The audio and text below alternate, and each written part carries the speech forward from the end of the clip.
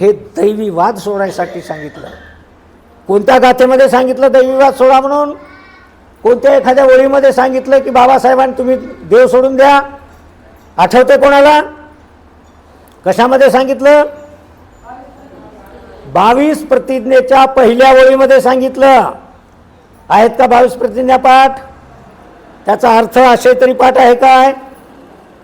तर पहिल्या ओळीमध्ये सांगितलं ब्रह्म विष्णू महेश याला देव मानणार नाही आणि त्याची उपासना या आयुष्यामध्ये कधी करणार नाही. आणि तुम्ही जर त्याची उपासना केली तर तुमचं भलं होणार आहे का? बुद्धाच्या तत्त्वज्ञानाने, बुद्धाच्या बुद्धधम्माने आणि बुद्धाच्या संहितेने तुमच्या सगळ्याचा विकास होणार आहे. नवे विकास झालेला आहे 70 वर्षात.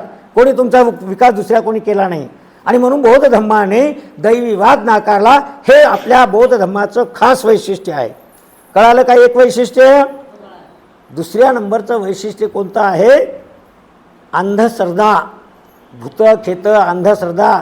कोणाला काही लागते, कोणाच्या पाठीमाग काही लागते, भूत लागते, पिशाच लागते आणि त्याच्यापासून तुम्ही सावध राहा, त्याचं रक्षण करा. आणि रक्षण करण्यासाठी भूताला खेताला सुद्धा जेवाय द्या, त्याचं मन शांत करा, त्याला काय वाटेल ते द्या, कोंबडे बकरे कापा आणि भूतखेत जवळ येऊ देऊ नका. अहो एवढंच नाही, आपण घर बांधलं तर घराचा काय करतो आपण सांगा बरं? वास्तू करतो, गृहप्रवेश करतो. ही संस्कृती आहे आमची. बुद्ध संस्कृती काय आहे? गृहप्रवेश करण्याची आहे. दुसरी संस्कृती कोणती आहे? वास्तू शांती करण्याची आहे. कशाचा वास्तू शांती करायचा?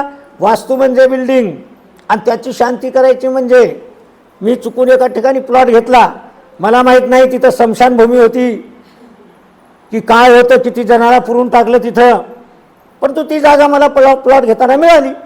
मला काय माहिती तिथं काय होतं आणि मला काही माहीत नाही तिथं भूतखेतं नांदत असतील. म्हणून तिथं घर बांधल्यानंतर मी वास्तुशांती करतो.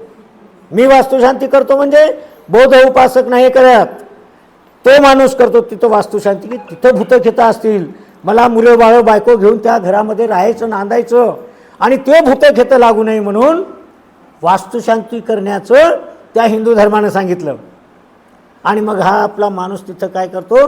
काही लोकांना बोलावतो, जेवू खाऊ घालतो, ते देवाची पूजा करतो, त्याचं मन समाधान करतो. बाबा मला लागू नको इथं आयुष्यात, माझ्या पाठीमागं लागू नको, माझे मुलं बाळं सुखी राहू दे या ठिकाणी. ही पद्धत या ठिकाणी होती.